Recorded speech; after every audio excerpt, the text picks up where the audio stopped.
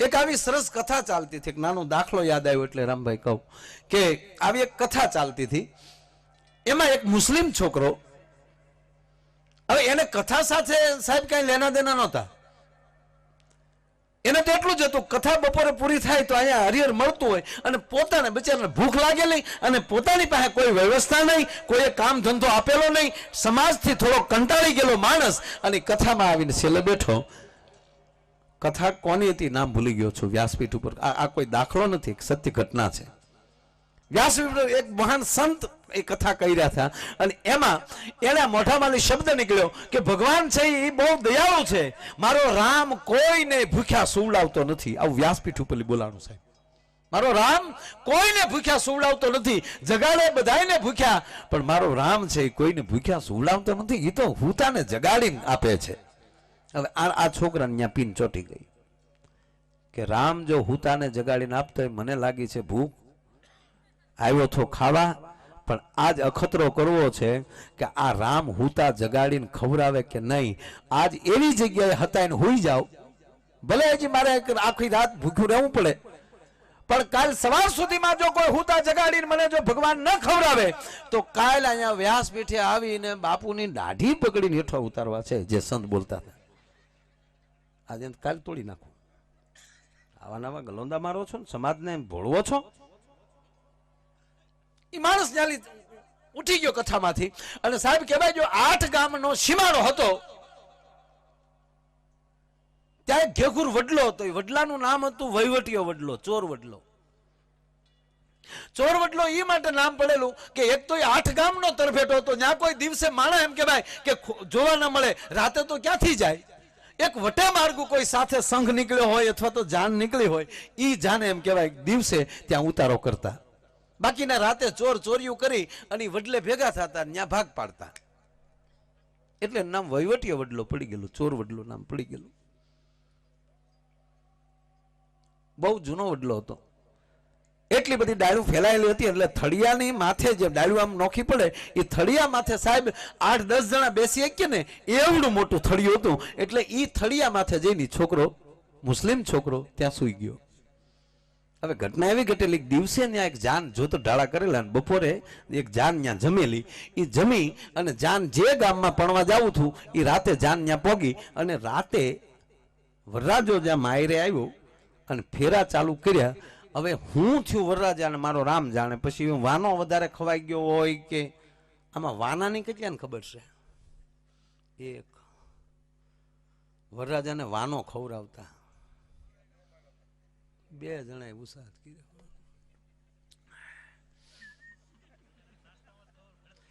આના ઉપરલી ખબર પડે કે માણસ પાસે રૂપિયો આવ્યો પણ પ્રેમ ઘટી ગયો. નગર ગામડામાં સાહેબ કોઈના દીકરાના લગ્ન હોય ને એટલે આડો પાડો હોય ને સંબંધી એને જમવા લઈ જાય, એને કહેતા વાનો ખાવા લાવ્યા. ફર્સ્ટ ક્લાસ રસોઈ બનાવે છોકરા હાટું, હારે વળી એક જણો મારી જેવો મફત કોઈ બેસી ગયો હોય. હા, એની પ્રક્રિયા તમને કહું. એને જમાડે અને પછી એ બધી બાઈઓ પછી આડો પાડોની બાઈઓ ભેગી થાય, ઢોલીને બોલાવે અને વરરાજાને ગાતા ગાતા, ગીત ગાતા ગાતા, ઢોલ વગાડતા વગાડતા ઘેરે મૂકવા આવે. સાહેબ એ 5-7 દિવસ થાય ને તો એ વરરાજો આખા ગામમાં જમી લીધો હોય અને એના હાથમાં નાળિયેર આપે, માથે સાડી કે એવું કપડું રાખે, બાયું આમ પકડીને હાલી જતી હોય અને આના એક હાથમાં નાળિયેર હોય ને એક હાથમાં આમ તલવાર હોય. તલવારની પીસીએથી એમ કહેવાય કે એને પાછું ઓલું કપડું ઊંચું રાખ્યું હોય, એને પહ ભર્યો કહેવાય. અને પહના ગીત હતા. હા બેનું, હા, કોણે તારા નાળિયેરા શણગાર્યા ને કોણે તારો પહ ભર્યો. એ વાનો નો ખવડાવ હોય ને એ પહમાં રૂપિયાના હાથમાં નાળિયેરની હેઠે આમ રૂપિયા મૂકી દે. તેથી તો રૂપિયા, 2 રૂપિયા, 5 રૂપિયા મૂકે તો વરનો બાપ કૂદવા મળતો. 5 રૂપિયા વરો હદરી જાય. હે, આ પહ ભરતા એટલે વરરાજાને આવું કાંઈક ખવાઈ ગયેલું કાંઈક, એમાં એને કંઈક આકળી ચડી, જે કાંઈ થયું. પણ ટૂંકમાં વરરાજો એમ કહેવાય કે સાલું ફેરે માંડવામાં પડી ગયો. એટલે ત્યારે થોડું ઘણું માણસો વધારે અંધશ્રદ્ધામાં માનતા હતા એટલે હતું તો સાચું જ. એટલે તરત ભરતભાઈ રાવળ જેવાને બોલાવ્યા અને સાહેબ ડાક છોડી. આ ઘટના ઘટી છે, દાખલો નથી દેતો સાહેબ. ભૂવા આવ્યો અને ડાકની દાંડી મારી કોણ છો હાલ ઉભી થા હાલ વરરાજો ધૂણ્યો ખમા ખમા કોણ છો અમે નવ ઘરા સહી એક નથી નવ ઘરા સહી ક્યાંથી આવ્યા વડલેથી અહીંયા હું તમારા બાપનું ડાયટું ભવાય મજબૂત વાળો કે અમારે કાંઈ ડાયટું નથી તમે આખી જાન જમ્યા અમને ન જમાડ્યા તમારે જમવું છે કે હા વરરાજા માથેલી રામભાઈ 9 થાળીઓ ઉતારી તૈયાર કરી અને 9 થાળીઓ તૈયાર કરીને 15 જણાને મોકલ્યા જાવ રાતે વડલે મૂકી આવો એ વડલા હેઠે થાળીઓ મૂકી આવ્યા ઓલો ઉપર હૂતો છે હવે સાંભળજો સત્ય ઘટના છે આ ઓલા થાળીઓ મૂકીને પછી તો મુઠ્ઠીઓ જ વાળવાની ઓચ્યું ન્યા અને એ 9 ઘરાની થાળીઓ દેવા ગયા હતા એટલે પાછું વાળું જોવાય નહીં અમારે એક ભવા હતા બહુ મોટી ઉંમરના ને એ બેઠા હોય એટલે અમે એની પાસે અમે તેથી નાના એટલે આમ એની ખડકીમાં ગળે ને તેને ખબર પડી જાય કોઈક જોર આવવાવાળો આવ્યો એટલે અમને અગાઉ મળે પૂછો છોકરા હું ખાવું અમે કે શીરો એટલે તરત દાણા જોઈને એમ કહી દે કે કાલે દિયાથમી જાય આરતી તાણું ચાલુ થઈ જાય એટલે 2 કાહાની તાહળિયું ભરી અને શમશાને શીરો મૂકી આવી છે અમે શમશાનની વાહે નેરામાં અમે વાટે બેઠા હોય બાપ ના હું હા જરાય ખોટું હોય ઓલો શમશાનમાં આમ લીટો કરે ગોળ એમાં 2 તાહળીઓ મૂકે અને પાછા અમારે ભવા એમ કહેતા કે એ તાહળીઓ મૂકી અને રોડે સડીને ત્યાં સુધી પાસુવાળું ન જોતો અને રોડે સડીને પાસુવાળું જોજે જો ત્યાં તાહળિયું ન હોય તો માની લેજે તારું કારણ ગયું અને અમે હડપ દિન જે તાહળિયું લઈ લેતા અને નેરામ બેઠા બેઠા શેરો ખાઈને ઓલાનો એમ થઈ જાય કે લઈ જાઓ ભૂતળા લઈ જા ભૂતળા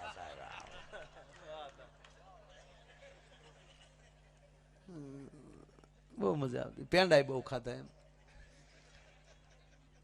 અમારો ભૂરો તો હજી એટલું ખાય આ ભૂરો અમારી ભેગો એકદમ અમે શમશાન રિપેર કરતા હતા ને રામભાઈ તો 150 નાળિયેર ઉતારના ને એવા બધા મળ્યા તે અમે તડક્યો હતો તે તોય તો બધા નાળિયેર વધેર્યા અને 2 ઘડા નાળિયેરના પાણીના ભરાણા પણ બહુ ઊના ગરમ હતું એટલે એ ઘડા તરત ગામમાં જે સોડાના ને એના ફ્રીજ હોય ને એમાં મૂકી આવ્યા અને અહીંયા અમે ટ્રેક્ટરથી રિપેર કામ હાલતા હતા શેષું કાઢી એમાં હાકર નાખી 2 કિલો રોડે ઉભા રહ્યા પ્રસાદી દેતા ગયા વાહનવાળા પ્રસાદ ખાતા ગયા 5-5 રૂપિયા દેતા ગયા અમારે ટ્રેક્ટરના ડીઝલના થઈ ગયા અને ત્યાં અમારું ઓલું જે ગાગીરમાં જે પાણી મૂક્યું છે ને એ ટાઢા બોળ થઈ ગયા ને એ પછી જે અમે પીધા